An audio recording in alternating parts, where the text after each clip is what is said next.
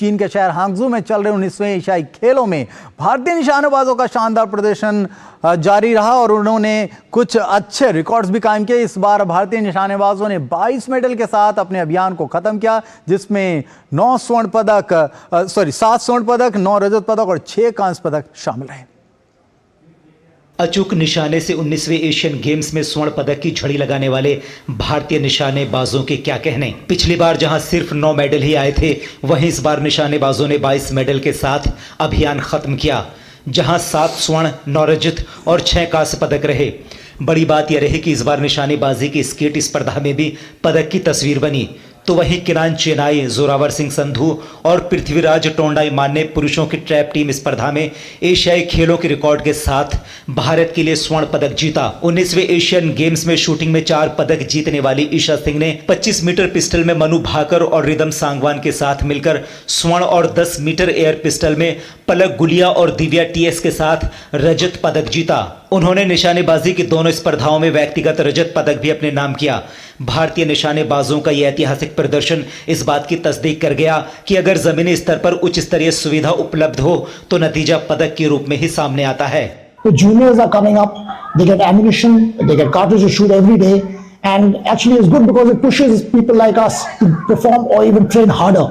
And if we have the support, as I said, of SAI, Ministry, NRI, also the shooting range in Delhi, I know that sky is the limit. The shooters are extremely hardworking.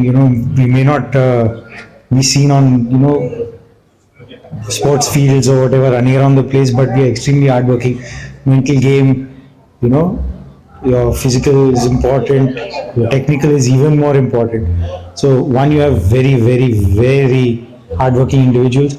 Secondly, you have a very hardworking federation behind you, and the NRAI, especially the people who sit in the office and do all our flights, do all our hotels, do all our, all our logistics. They are the ones who are helping us. We don't have to think.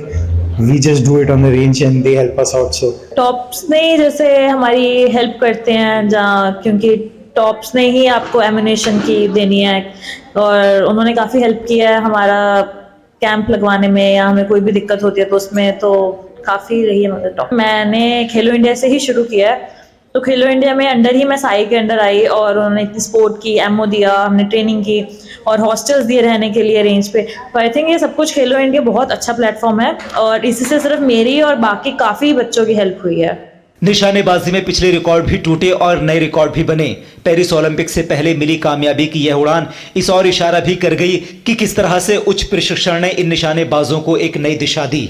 जो हमारा selection process है वो भी काफ़ी tough है और इस selection process से जब ये बच्चे निकलते हैं तो I think we really get the cream and जो बेस्ट इन्फॉर्म शूटर्स हैं।